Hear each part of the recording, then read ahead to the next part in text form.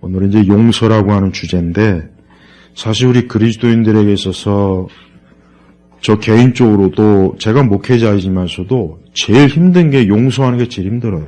솔직히 그냥 말씀드리겠습니다. 이게 정말 힘들어요.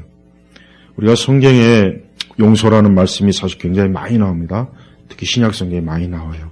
오죽하면 또 성경에 누군가하고 같은 누군가하고 또 마음에 좀 캥기는 게 있으면 제단에 예물을 드리기 전에 먼저 그 문제 해결할 정도로.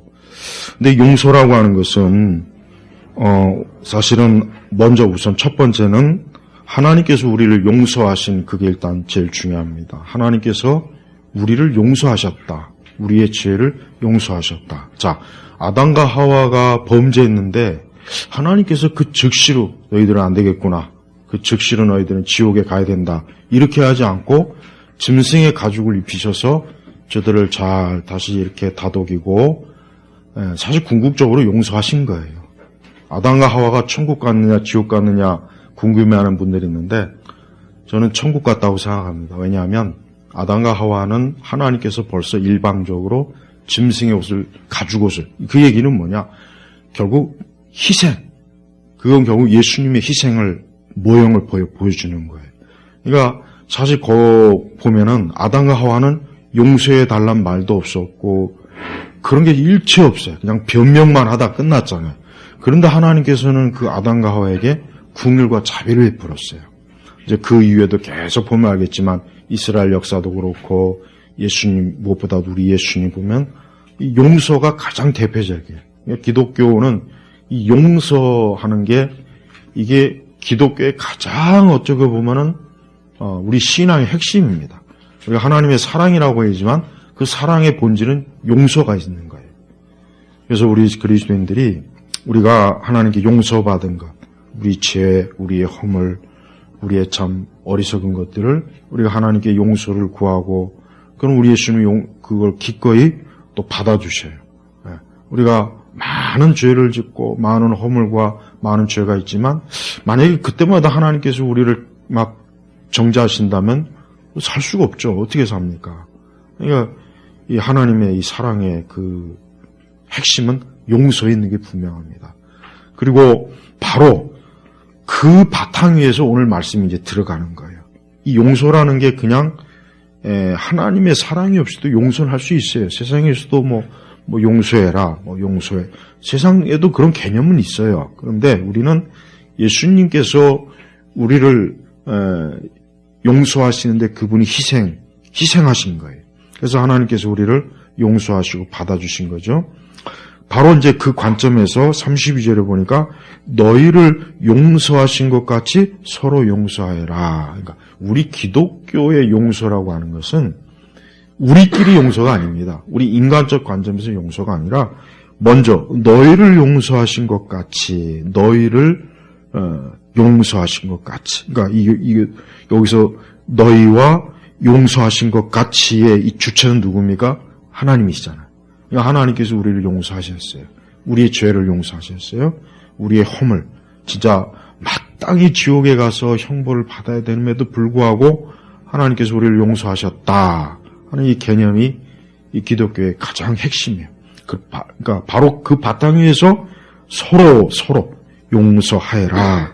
여기서 이제 서로 용서하여라 하는 것은 이게 아마 이제 성도 간에 신자 간에 이제 이루어지는 용서일 것이고 혹 하나님 믿지 않는 자라 할지라도 우리가 용서한다는 그 개념이 사실 그대로 이제 포함이 됩니다. 옛날에 그 미국에서 유명한 사건이 있었는데 60년대인가 아마 60년대일 거예요. 우리 한국의 유학생이 어떻게 하다가 그만 그 지역에 있는 폭력배들에게 맞아 죽었어요. 그래가지고 그게 막 엄청난 사건이 됐어요. 아주 막 그 지역이나 미국 언론들이 들고 일어났다고. 못된 녀석들 청소년들인데 그 우리 한국 아이를 이제 때려 죽인 거예요. 막 그래가지고 막 이제 마땅히 이제 처벌을 해야죠. 근데 이제 미국에 있는 그 가족들이 50년대입니다. 50년대. 미국에 있는 가족들이 나중에 그 편지를 보냈어요. 왜냐면, 우리 가족들이 의논한 건데, 그 아이들을 용서하고, 우리는 하나님 믿는 우리 아이고, 우리 가정이라, 우리는 그리스도의 사랑으로 우리 아이를 때려 죽인 그 청소년들을 용서하고, 앞으로 그 아이들이 인생을 좀 더 복되게 사는 일에 하나님을 알고 믿었으면 좋겠다. 그걸, 아주 그 당시 미국에서 엄청나게 그게 어떻게 하나님의, 더군다나 그 당시 미국 사람들은 거의 기독교 배경이 많았잖아요. 그러니까 놀란 거예요. 어떻게 자녀를 때려 죽인 그 불량 녀석들을, 어떻게 그 부모가 그렇게 온 가족이 의논해가지고, 그 아이들을 용서해달라고. 처벌하지 말고, 하나님의 사랑으로. 실제 있었던 거예요. 검색하면 나와요. 제가 지금 거짓말하는 게 아니에요. 우리 한국의 유명한 손양호 목사님, 그건 너무 유명하죠. 사랑의 원자탄 있죠. 자기 아들을 죽인 그 좌익 빨갱이를 그냥 양아들 삼아가지고, 그냥 10가지의 감사를 하고, 사실 그 정도의 경지는 우리 같은 사람은 사실 힘들어요. 그게 정말 그리스도의 사랑을 아는 사람들만이, 정말 절실하게 아는 사람만이 사실 그 정도가 되겠죠. 여기 우리가 서로 용서해라. 그만큼 용서할 일이 많은 거예요.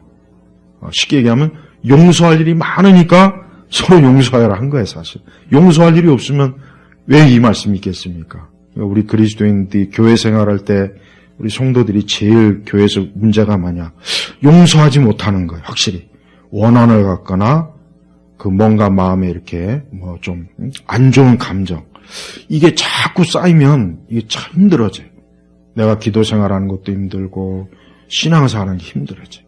우리가 이 용서, 여러분 우리 사회가 보십시오. 우리 사회가 이 좌파들 때문에 옛날에는 우리나라 사람이 이렇게 얼마나 우리나라 사람이 정이 많고 우리나라 사람이 원래 정이 많아요. 이웃 간의 정도. 그런데 어느 순간부터 사나워졌어요. 요즘은 조금만 하면 막 그냥 싸우려고 하잖아요, 요즘은. 왜 그러느냐? 이 용서하는 마음이 없어지는 거예요. 그러니까 우리 민족이 이게 왜 살기가 힘드냐?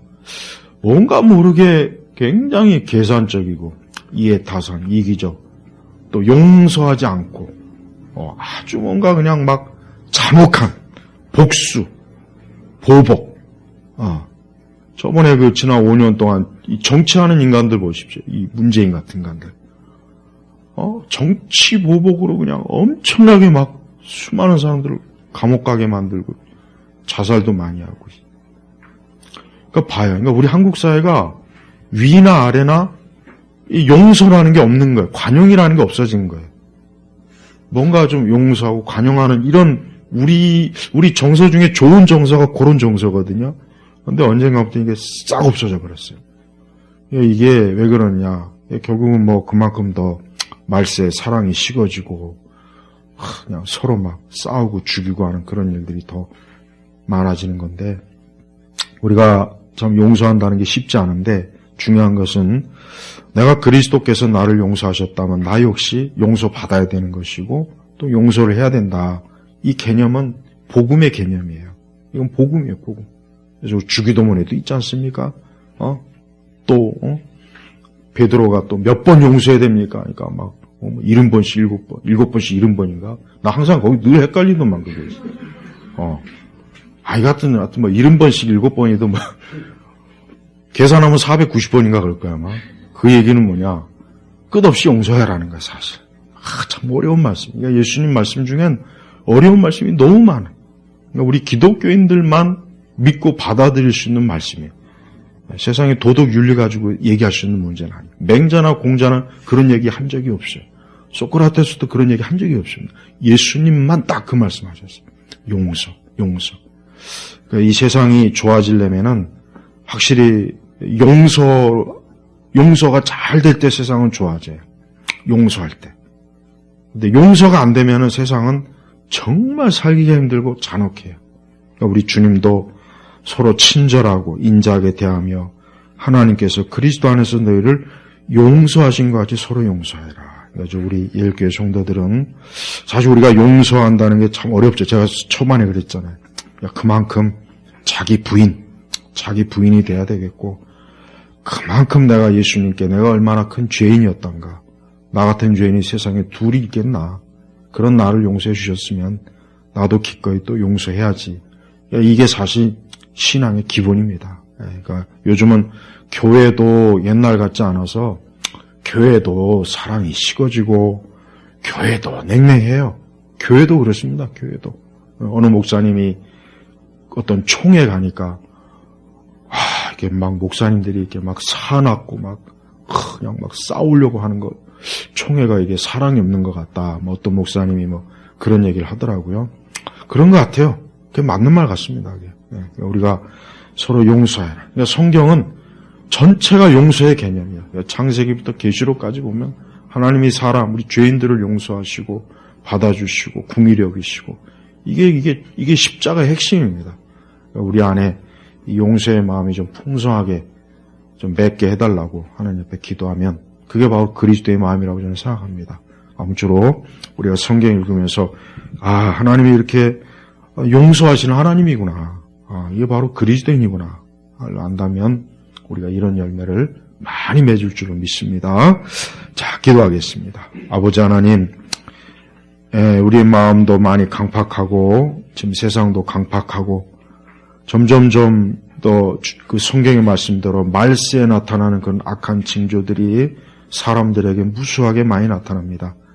우리가 그런 것들을 볼 때 거기에 물들지 않게 하시고 오늘 주의 하신 말씀대로 너희를 용서한 것 같이 서로 용서해란 이 말씀을 항상 마음에 품고 용서하는 마음, 그런 마음을 가지고 살아가도록 우리 모두를 이끌어 주옵소서. 감사하며 우리 주 예수님의 이름으로 기도 올립니다. 아멘.